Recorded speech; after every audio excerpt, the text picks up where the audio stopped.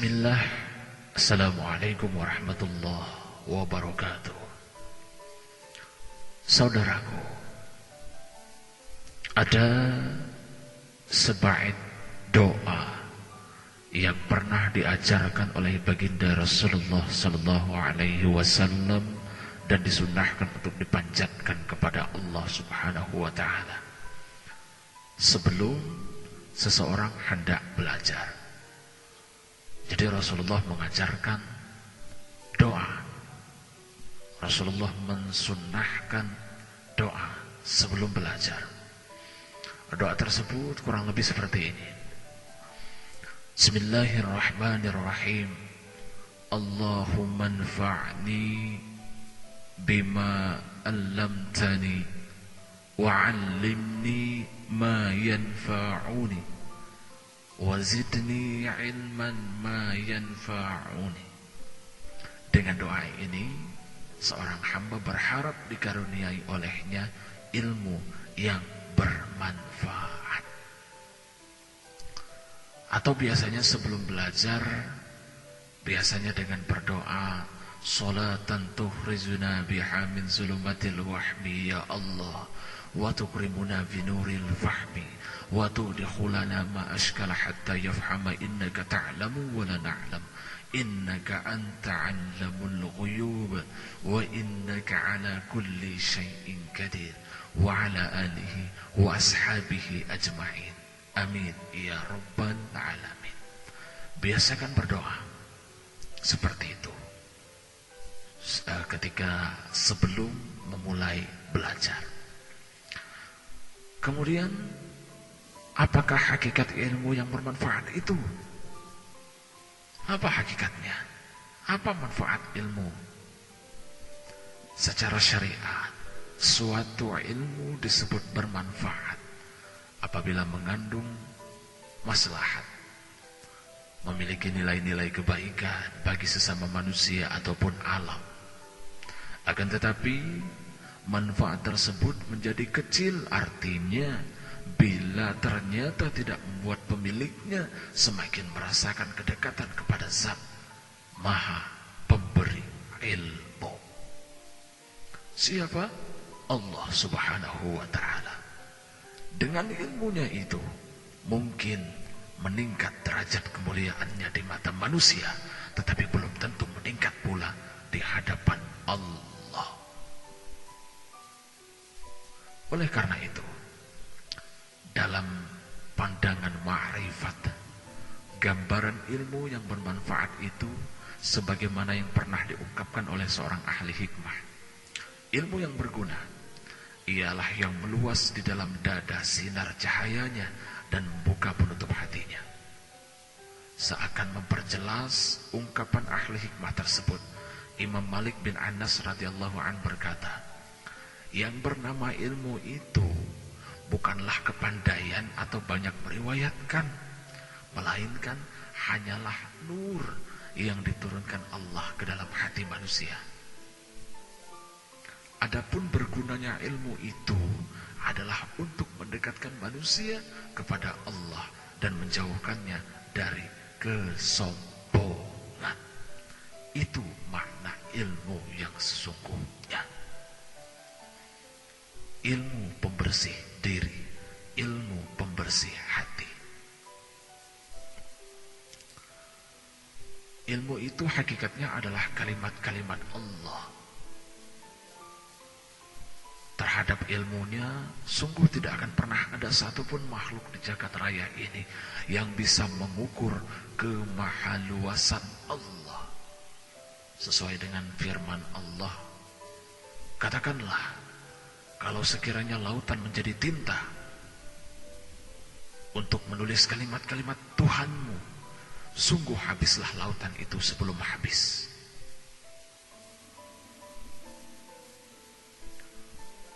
Tuliskan kalimat-kalimat Tuhanku, meskipun kami datangkan tambahan sebanyak itu pula. Artinya, tintanya sudah duluan habis. Sebelum nikmat Allah habis kita tulis. Ini jelas di dalam Al-Quran, surat Al-Kahfi ya, Al-Quran surah Al-Kahfi ayat 109. Anda kurang jelas, kurang paham, silahkan buka kembali Al-Quran surah Al-Kahfi ayat 109.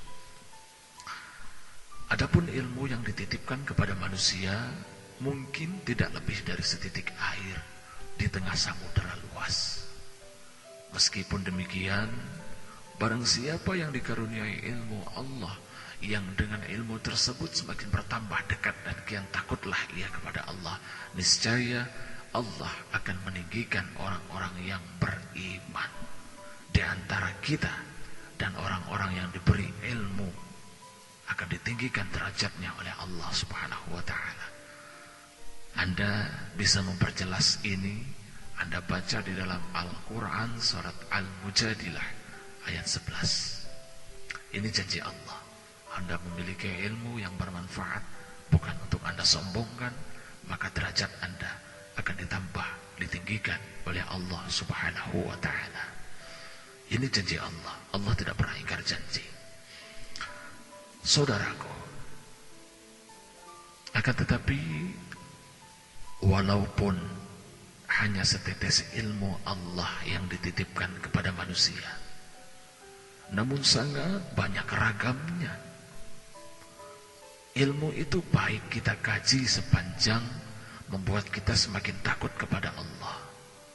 Inilah ilmu yang paling berkah yang harus kita cari sepanjang kita menuntut ilmu jelas, benar, niat maupun caranya. Niscaya kita akan mendapatkan manfaat darinya. Hal yang lain yang hendaknya kita kaji dengan sesama adalah bagaimana caranya agar kita dapat memperoleh ilmu yang sinar cahayanya dapat meluas di dalam dada serta dapat membuka penutup hati kita. Imam Syafi'i ketika masih menuntut ilmu pernah mengeluh kepada gurunya, "Wahai guru, mengapa ilmu yang sedang kukaji ini susah sekali memahaminya? Bahkan cepat aku melupakannya."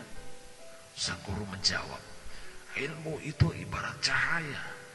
Ia hanya dapat menerangi gelas yang bening dan bersih. Artinya, ilmu itu tidak akan menerangi hati yang keruh dan banyak maksiat." Karenanya, jangan heran kalau kita dapati ada orang yang rajin mendatangi majelis-majelis ta'lim dan pengajian, tetapi akhlak dan perilakunya tetap buruk. Mengapa demikian? Itu dikarenakan hatinya tidak dapat terterangi oleh ilmu. Laksana air kopi yang kental dalam gelas yang kotor. Kendati tidak diterangi cahaya sekuat apapun, sinarnya tidak akan bisa menembus dan menerangi isi gelas. Begitulah kalau kita sudah tamak dan terakus kepada dunia serta gemar maksiat, maka sang ilmu tidak akan pernah menerangi hati kita. Semua tertutupi. Padahal kalau kita bersih, ia ibarat gelas yang bersih diisi dengan air yang bening. Setitik cahaya pun akan mampu menerangi seisi gelas. Walhasil, bila kita menginginkan ilmu yang bisa menjadi ladang amal soleh, maka usahakanlah ketika menimbanya, hati kita selalu dalam keadaan bersih. Hati yang bersih adalah hati yang terbebas dari ketamaan terhadap urusan dunia yang tidak pernah digunakan untuk menzalimi sesama. Semakin hati bersih, kita akan semakin dipekakan oleh Allah untuk bisa mendapatkan ilmu yang bermanfaat. Dari manapun ilmu itu datangnya. Di samping itu, kita pun akan diberi kesanggupan untuk menolak segala sesuatu yang akan membawa kemudaratan. Karena sebaik-baik ilmu adalah yang bisa membuat hati kita bercahaya. Karenanya, kita wajib menuntut ilmu sekuat-kuatnya yang membuat hati kita menjadi bersih sehingga ilmu-ilmu yang lain yang telah ada di dalam diri kita menjadi bermanfaat. Bila mendapat air yang kita timba dari sumur tampak keruh, kita akan mencari tawas untuk menjernihkannya. Demikian pula dalam mencari ilmu, ketika harus mencari ilmu yang bisa menjadi tawas, penjernih, supaya kalau hati sudah bening, ilmu-ilmu lain yang kita kaji bisa diserap seraya membuat manfaat. Ilmu yang sudah lama mengendap di dalam batin kita, yang sudah lama tidak pernah kita ketahui bahwa ilmu itu ada di dalam diri kita, kita cari penjernihnya agar ilmu yang lama kita dapatkan bisa kita manfaatkan kembali, bisa bermanfaat kembali untuk diri kita dan untuk orang banyak khususnya. Itu ilmu yang sesungguhnya. Kenapa kita harus mencari penjernih ilmu? Kenapa demikian? Sebab dalam mengkaji ilmu apapun, kalau kita sebagai penampungnya dalam keadaan kotor dan keruh, maka tidak ilmu yang didapatkan hanya akan menjadi alat pemuas nafsu belaka. Sibuk mengkaji ilmu fikih hanya akan membuat kita ingin menang sendiri. Ya, sibuk mengkaji ilmu fikih biasanya membuat orang itu selalu ingin menang sendiri. Pendapatnya yang harus dibenarkan, gemar menyalahkan pendapat orang lain, sekaligus aniaya dan suka menyakiti hati sesama. Demikian juga bila mendalami ilmu ma'rifat, sekiranya dalam keadaan hati busuk, jangan heran kalau hanya membuat diri kita takabur, merasa diri paling soleh, dan menganggap orang lain sesat. Itu.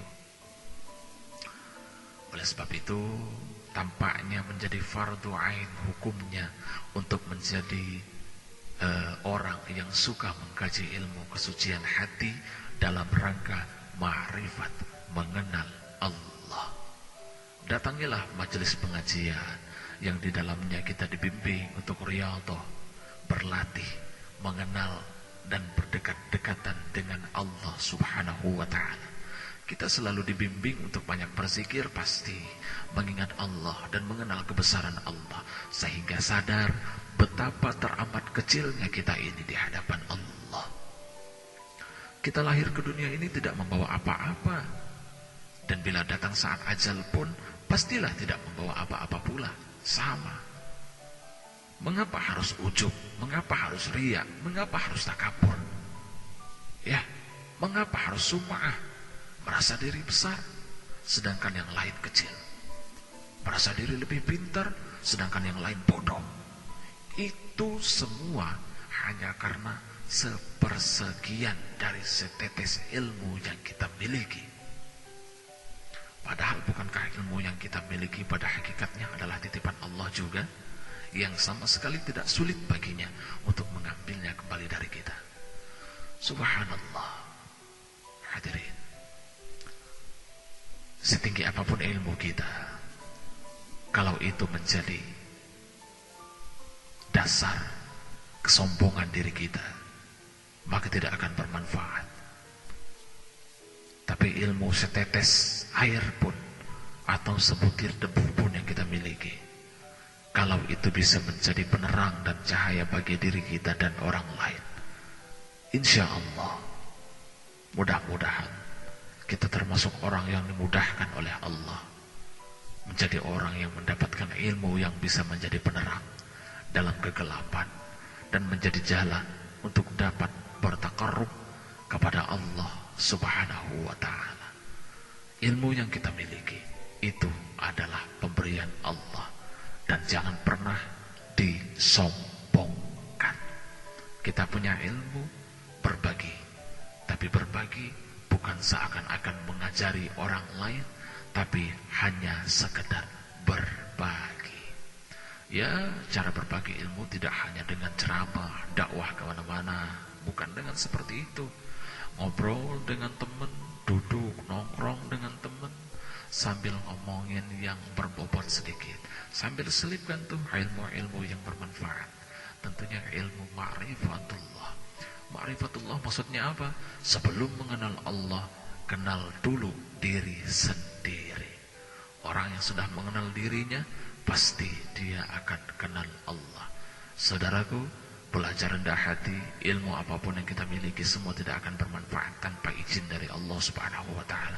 Minta ridho dari Allah agar ilmu yang kita punya menjadi ilmu yang bermanfaat, dan minta kepada Allah agar setiap kita belajar, hati kita selalu diterangi dengan cahaya keimanan dan bisa mendapatkan ilmu-ilmu yang bisa menjadi penerang kita hingga ke dalam surganya nanti. Amin ya rabbal alamin. Akhirnya ini saja kultum singkat yang bisa saya sampaikan. Kurang lebihnya mohon maaf. Saya Ardi dari Ketapang. Assalamualaikum warahmatullahi wabarakatuh.